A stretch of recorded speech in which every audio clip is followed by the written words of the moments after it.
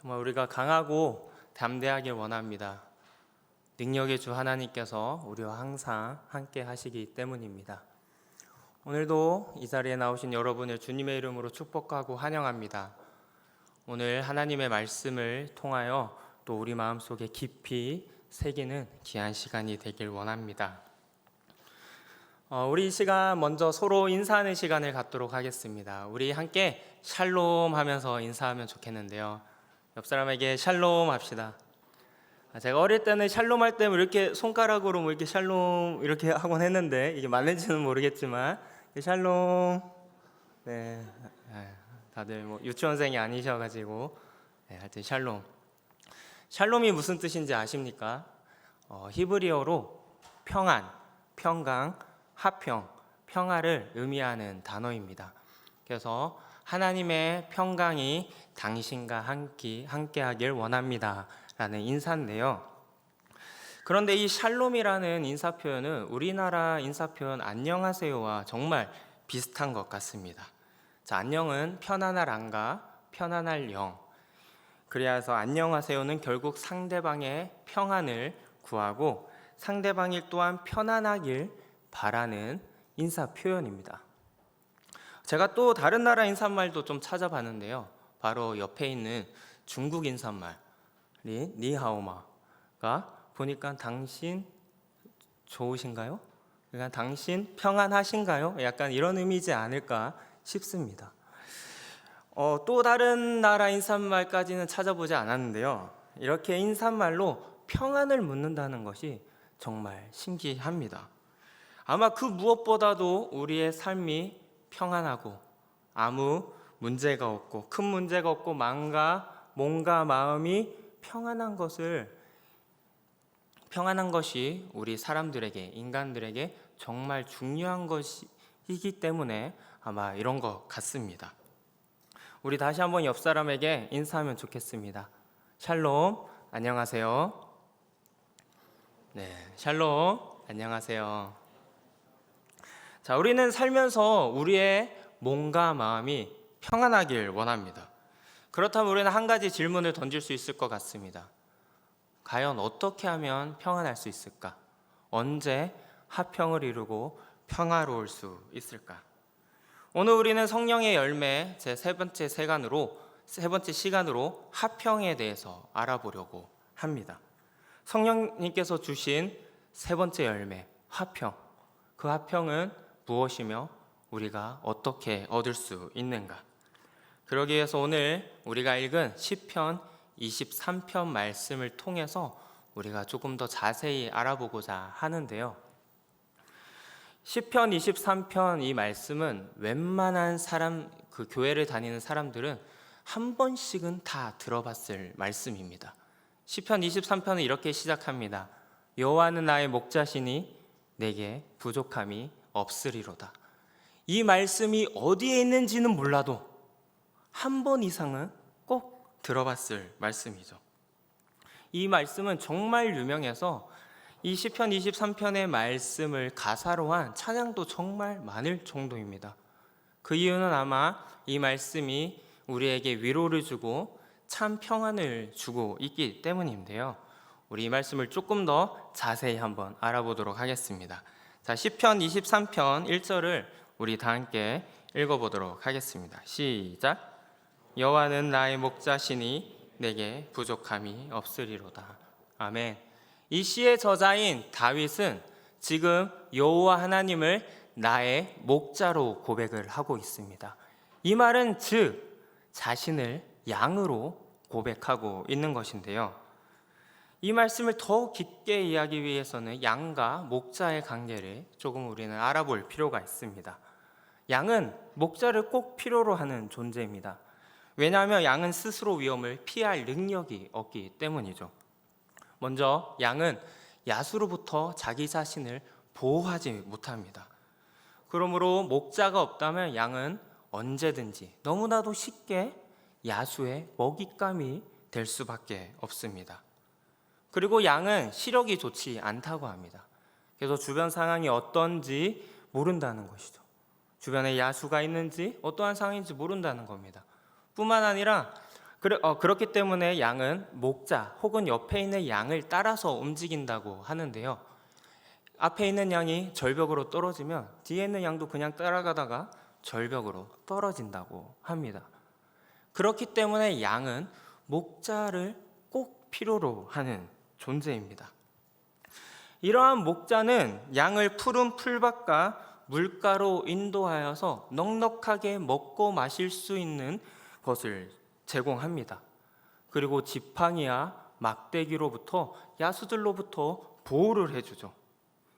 반면 양은 그저 목자 곁에 있으면, 목자의 바운더리 안에 있으면 그 모든 혜택을 누릴 수 있습니다. 그래서 부족할 것이 하나도 없는 것이죠. 그런데 양이 목자 인도에 따라 다니지 않고 벗어났다고 우리 한번 상상을 해봅시다. 분명 양은 자기가 살기 위해서 먹을 것과 마실 것을 찾으러 다닐 거예요. 그러면 목자가 인도하는 것보다 더 좋은 곳을 발견할 수도 있습니다. 하지만 발견하면 뭐합니까? 너무나도 쉽게 야수의 먹잇감이 될 수밖에 없습니다. 목자의 보호를 받지 못한다면 좋은 것을 찾는다 한들 그게 무슨 의미가 있겠습니까? 뭐 잠시 좋겠지만 아무 의미가 없는 것이죠. 중요한 것은 보호를 받는 것이에요. 우리 시편 23편을 더 읽다 보면 지금 그 어느 것보다 보호하시는 목자에 대해서 강조를 하고 있습니다. 우리 2절을 다 함께 읽어보도록 하겠습니다. 시작. 그가 나를 푸른 풀밭에 누이시며 쉴만한 물가로 인도하시는도다. 아멘. 자, 여기에 나오는 단어들을 우리 살펴보도록 하겠습니다. 푸른 풀밭에 누이시며 쉴만한 물가로 인도하시는도다. 이 단어들을 보면 목자이신 하나님께서 인도하시는 것은 먹는 곳보다 쉬는 곳에 더 강조를 하고 있다는 겁니다. 목자가 인도하는 곳은 편하게 누워서 쉴 수 있는 곳이라는 거죠. 바로 두려움이 없는 곳, 몸과 마음이 평안한 곳이라는 겁니다. 여기서 양이 평안한 이유는 목자의 보호 때문이에요. 푸른 풀밭과 물가 때문이 아니라는 겁니다. 푸른 풀밭과 물가는 목자의 곁에 있었을 때 그저 누릴 수 있는 혜택에 불과합니다. 푸른 풀밭과 물가로 인해서 우리가 평안함을 느낄 수도 있어요. 느낄 수 있습니다. 하지만 그 평안은 영원하지 못하다는 겁니다. 풀밭과 물가가 메마를 경우 어떻게 해야 됩니까? 또 다른 곳을 찾으러 다녀야 합니다. 하지만 목자 곁에 있는다면 목자가 미리 그것을 알고 벌써 푸른 풀밭과 또 다른 물가로 그 양들을 인도한다는 것이죠. 오늘날 우리는 언제 평안하십니까? 좋은 대학에 갔을 때, 좋은 직장에 취직하고 많은 월급을 받을 때, 내가 먹고 싶은 거 먹고 사고 싶은 거 사고 하고 싶은 거 할 때 평안하십니까? 네, 평안할 것 같습니다. 네, 평안하죠. 안 평안하진 않습니다. 평안하지만 그것은 영원하지 않다는 거예요. 그 모든 것들이 사라지면 불안해하고 힘들어한다는 것입니다. 그러한 이유는 풀밭과 물가로 얻는 평안과 같다는 거예요. 그 평안이 먹을 것과 마실 것이 있을 때만 주어지는 유한한 평안이라는 겁니다. 지난주에 목사님께서 기쁨에 대해서 말씀을 전하시면서 세상에서 얻는 기쁨은 영속적이지 못하다고 말씀하셨습니다. 평안도 마찬가지예요. 돈, 명예, 관계, 이러한 것들은 유한한 것이기 때문에 그것으로부터 평안을 얻어도 유한한 평안밖에 얻지 못합니다. 하지만 무한하신 하나님으로부터는 우리가 무한한 평안, 영원한 평안을 얻을 수 있다는 겁니다. 다윗은 지금 이것을 알았기 때문에 지금 시편 23편의 말씀과 같은 고백을 하고 있는 거예요. 다윗이 어렸을 때 왕이 되었던 사울의 모습을 보면서 이런 것을 느끼지 않았겠습니까? 지금 사울은 왕이 되었어요. 모든 것을 이제 가졌습니다. 그런데 사울이 평안해하지 않고 불안해하는 거예요. 왜요? 저 다윗이라는 놈이 나를 이제 죽이고 왕이 될 것 같거든요. 그러니까 불안합니다. 모든 것을 가졌지만 그 왕이라는 것을 지키기 위해서 걱정하고 번민하고 불안해요. 이런 모습을 보고 다윗은 느낀 겁니다. 아, 저런 것들은 영원한 평안을 주지 못하는구나.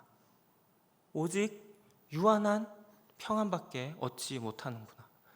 반대로 다윗은 하나님과 동행하면서 영원한 평안을 얻을 수 있었죠. 사울 왕에게서부터 쫓김을 당할 때도 하나님께서 나를 지켜주신다는 그 믿음 하나 가지고 평안을 누리며 살 수 있었다는 겁니다.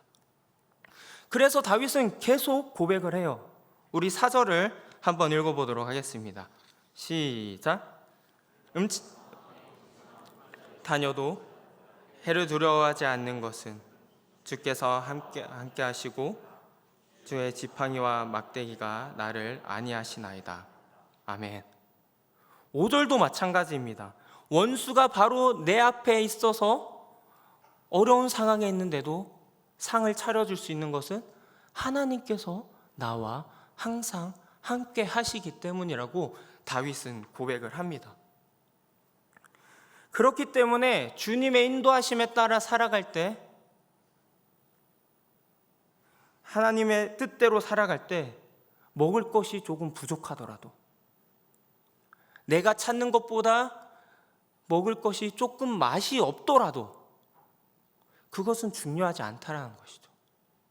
하나님의 보호하심 아래 있다는 것이 가장 중요하다는 것입니다. 요한복음 14장 27절에서 예수님께서는 이렇게 말씀하십니다. 함께 읽어보겠습니다. 시작.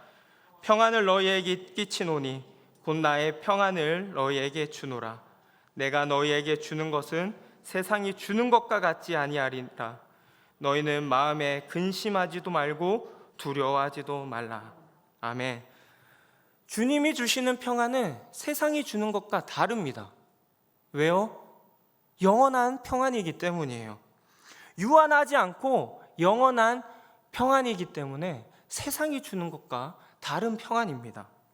어느 누구도 우리를 해치지 못하고 우리를 보호하신다는 그것을 기억하고 우리가 푸른 풀밭과 물가보다 우리를 항상 지켜주시는 목자이신 하나님 곁에 있는 것이 가장 중요한, 그리고 그로 인하여 진정한 평안을 얻는다는 것을 우리는 꼭 기억하고 살아가야 합니다. 하나님께서 주시는 평안이 진정한 평안임을 우리는 알아보았습니다. 그렇다면 이 평안을 과연 우리는 어떻게 얻을 수 있는가? 그 답을 먼저 말씀드리자면 당연히 주님의 바운더리 안에 우리가 거할 때 그 평안을 얻을 수 있습니다. 자, 다윗이 여호와는 나의 목자시니라고 고백을 하면서 계속 하나님께 고백을 합니다. 그가 나를 누이시고 나를 인도하시고 소생케 하시고 나를 안위하시고 이렇게 고백을 하는데, 이 시편 23편을 원어인 히브리어로 읽으면 정말 재미있는 것을 하나 발견하게 되는데요. 그것이 무엇이냐면 1절부터 3절까지는 다윗이 하나님을 이야기할 때 3인칭 대명사를 사용을 합니다. 반면 4절부터는 하나님을 얘기할 때 2인칭 대명사를 사용한다는 겁니다. 왜 지금 다윗은 앞에서는 3인칭 대명사를 사용하고 4절부터는 2인칭 대명사를 사용할까? 궁금하지 않으신가요? 저는 너무 궁금해서 나름 묵상을 해봤는데 그러면서 하나님과의 관계를 생각하게 되었습니다. 자, 여러분이 인칭 대명사를 사용할 때 어떨 때 3인칭을 사용하시고 2인칭을 사용하십니까? 자, 내가 누군가와 이야기를 하고 있습니다. 그런데 이야기의 그 대상이 다른 사람일 때는 3인칭 대명사를 사용합니다. 그가 뭐라고 했대. 그가 뭐 어때. 그 잘생겼어. 아주 공부도 잘해. 뭐 이럴 때 우리는 3인칭 대명사를 사용하죠. 그렇다면 2인칭 대명사는 우리가 언제 사용하죠? 이야기하고 있는 상대방에게 얘기하거나 그에 대해서 이야기할 때 우리는 2인칭 대명사를 사용합니다. 나 너 사랑해. 나 너 좋아해. 너가 그렇게 얘기했잖아. 등등 상대방과 얘기하는 사람에 대해서 얘기할 때 우리 2인칭 대명사를 사용한다는 것이죠. 자, 그렇다면 지금 다윗이 4절부터 2인칭 대명사를 사용한다는 것이 무엇을 의미하겠습니까? 바로 지금 다윗은 하나님 곁에 있다는 거예요. 하나님과 대화를 하고 있다는 겁니다. 하나님 곁에 하나님과 민첩한 간결한 그런 정말 하나 같은 관계를 맺고 있다는 것이에요, 지금. 그러므로 지금 다윗이 2인칭 대명사를 사용한다는 것은 하나님 그 평안에 거하고 있다는 것입니다. 그런데 우리는 어떠합니까? 교회 생활을 한다고 말하면서 과연 하나님 곁에 거하고 있습니까? 우리는 다 압니다. 교회를 오래 다녔고 말씀을 읽고 말씀을 많이 들었기 때문에 하나님께서 우리에게 진정한 평안을 주시는 분이라는 것을 지식적으로는 알아요. 머리로는 알아요. 그런데 과연 우리 마음에서, 우리 삶에서 그것이 드러나고 있습니까? 그것을 판단하는 기준이 오늘 말씀에 계속 등장을 합니다. 자, 4절부터 5절 그리고 앞에 1절부터 3절까지는 하나님을 말하는 대명사가 다르다는 것을 말씀드렸습니다. 그러나 또 하나 다른 점이 있는데요. 우리 4절, 5절을 다시 한번 읽어보도록 하겠습니다. 시작. 내가 사막의 음침한 골짜기로 다닐지라도 해를 두려워하지 않을 것은 주께서 나와 함께 하심이라. 주의 집야 막대기가 나를 안위하시나이다. 주께서 내 원수의 목전에서 내게 상을 차려주시고 내 기름을 내 머리에 부으셨으니 내 잔이 넘치나이다. 아멘. 지금 4절, 5절은 앞에와 다르게 그 내용의 분위기가 달라요.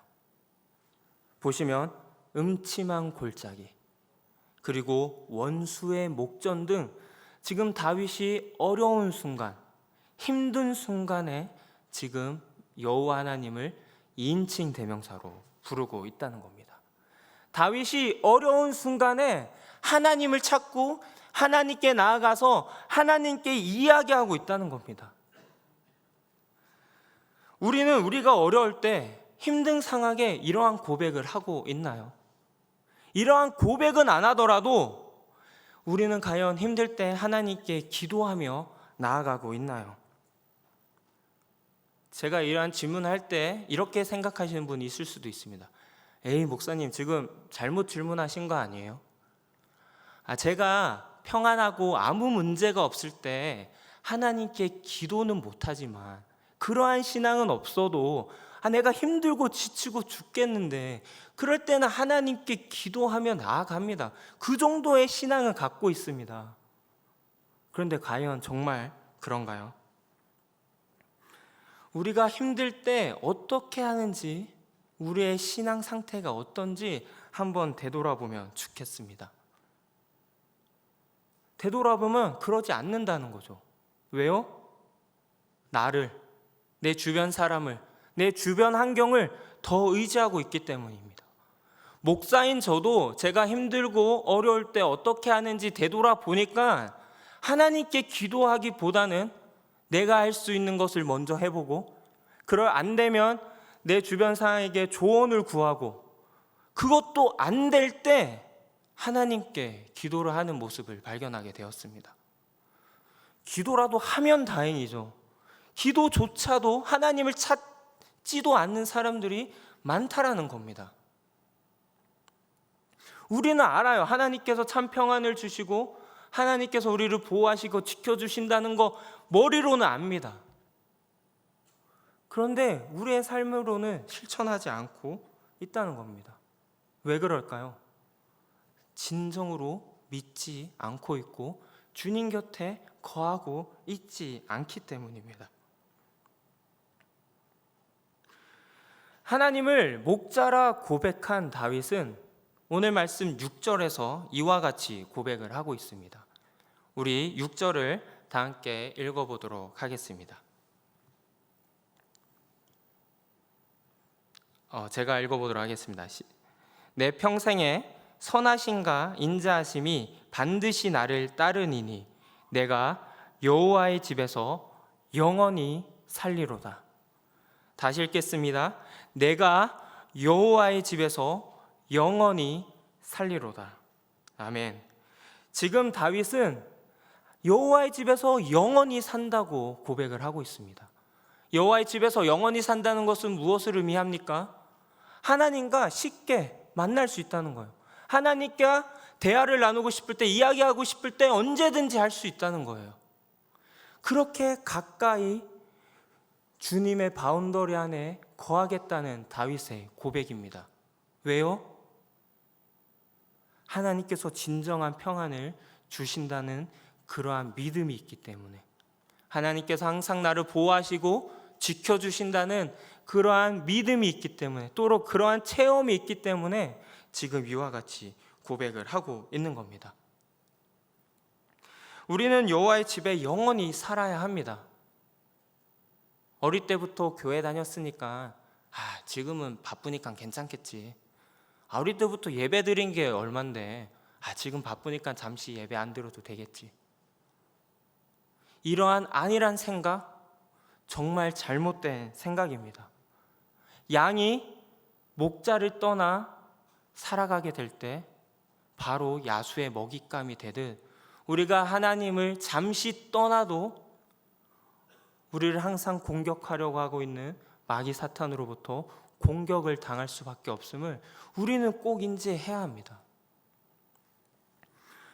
우리가 여호와의 집에 영원히 거하여서 영원한 하나님의 평안에 영원히 거하는 우리 모두 되길 원합니다. 자, 우리는 지금까지 목자이신 주님으로부터 영원한 평안을 얻을 수 있음을 알았습니다. 그러나 하나님께서 원하시는 것은 개인적 평안으로 끝나는 것이 아닙니다. 바로 우리 모두가 이웃들과 함께 화목을 이루는 것, 바로 화평을 이루는 것을 주님께서는 원하신다는 겁니다. 그래서 오늘 우리가 읽었던 갈라디아서 5장 성령의 열매, 세 번째 열매를 이야기할 때 평안, 평강 이런 단어를 사용하지 않고 화평이라는 단어를 사용한 것도 바로 이러한 이유입니다. 화평은 서로 화목해 되는 것, 다시 말해 공동체의 평안을 이야기한다는 것이죠. 사도 바울은 고린도후서 5장 18절에서 이와 같이 이야기하고 있습니다. 다 함께 읽겠습니다. 시작. 모든 것이 하나님께로서 났으며 그가 그리스도로 말미암아 우리를 자기와 화목하게 하시고 또 우리에게 화목하게 하는 직분을 주셨으니. 아멘. 사도 바울은 그리스도로 말미암아 화목하게 되었으면, 바로 하나님의 평안을 얻었으면 이제부터는 서로 화목을 이뤄야 된다는 그런 직분을 주셨다고 말하고 있습니다. 직분은 다시 말해 사명입니다. 사명. 우리는 화목을 이루어야 되는 사명을 받은 자들입니다. 개인의 평안을 넘어서 이제는 우리는 이 공동체 안에서, 우리가 속한 그곳에서 화평을 이루기 위해서 노력해야 된다는 것이죠. 그래서 이 두 가지를 꼭 기억하고 인지하셔야 됩니다. 첫 번째, 우리가 하나님 안에 거하면서 하나님의 영원한 평안을 얻어야 된다는 것. 두 번째, 그리고 나서는 그 하나님의 평안을 가지고 내가 속한 그곳에서 화평을 이루기 위해서 노력해야 된다는 것입니다. 내 주변 사람, 하나님께서 창조하신 피조 세계, 그들과 함께 화평을 이루어야 된다는 것입니다. 이 두 가지는 함께 이루어져야 되는 거예요. 세트입니다. 세트. 1+1이에요. 따로 구분될 수가 없는 것입니다. 하나님께서 그렇게 강조하셨던 하나님 사랑과 이웃 사랑이 함께 일어나야 하듯 평안도 마찬가지라는 겁니다. 나의 개인적인 평안과 이웃들과 함께 이루는 평안, 화평이 함께 이루어져야지 하나만 이루어진다면 그것은 진정한 하나님께서 주신 평안이 아니라는 겁니다.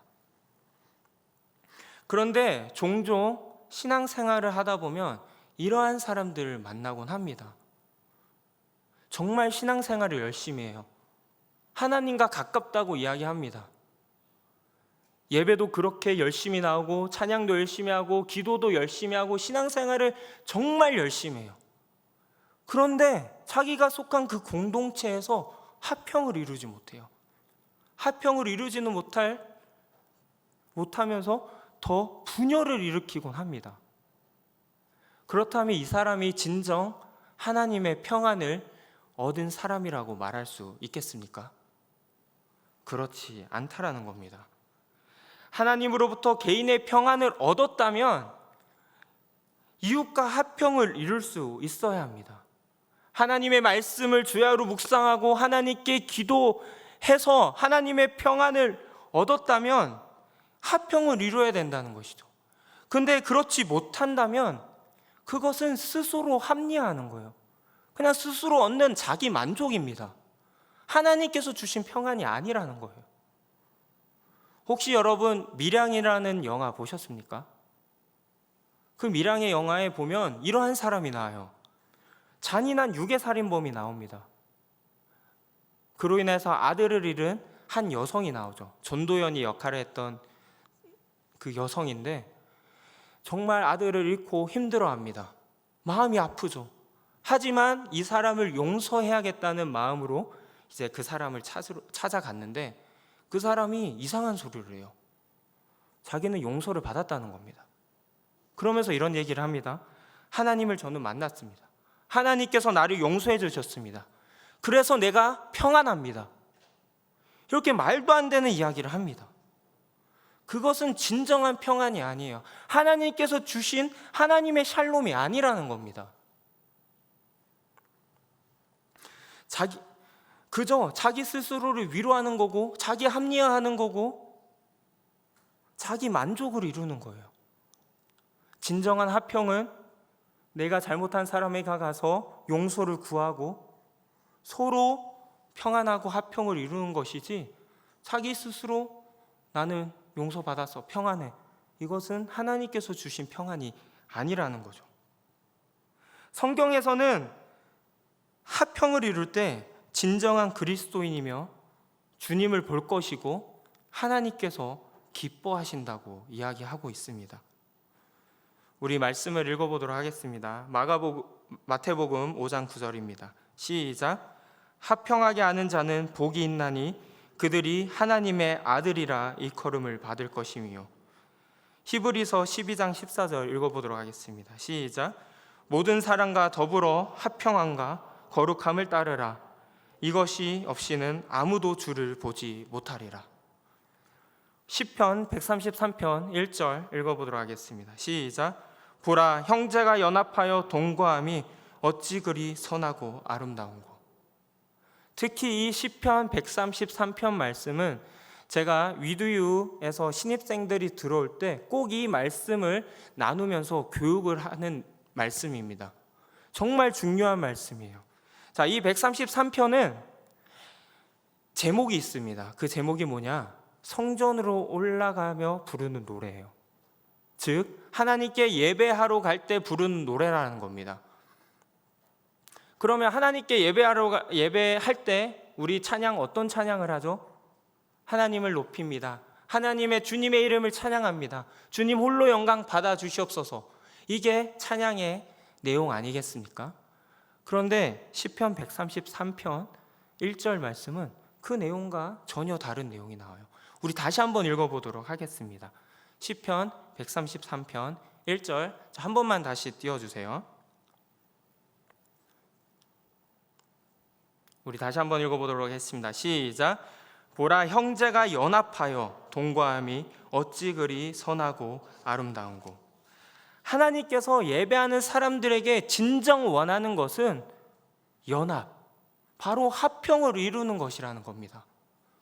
화평을 이루지 않고서 하나님을 찬양하는 거, 기뻐하지 않으신다는 거예요.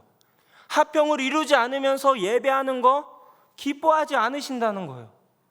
우리가 여기서 지금 예배해도 누군가의 마음을 아프게 하고 누군가를 화나게 했다면 하나님께서 이 예배 받지 않으신다는 겁니다.